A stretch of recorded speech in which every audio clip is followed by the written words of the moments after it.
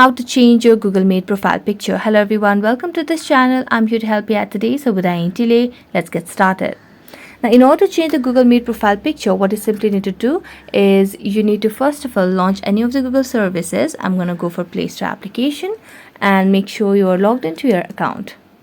Now tap on your profile icon at the top right corner of the screen and simply select on the manage your Google account directly, or you can simply select on the camera icon at the top left corner. So as you do that, you'll be able to select your profile picture for your particular Gmail account or Google account over here. So let's wait until it loads us the page over here. So simply tap on add profile picture, and you can simply select any of these options, or you can simply select from a gallery as well.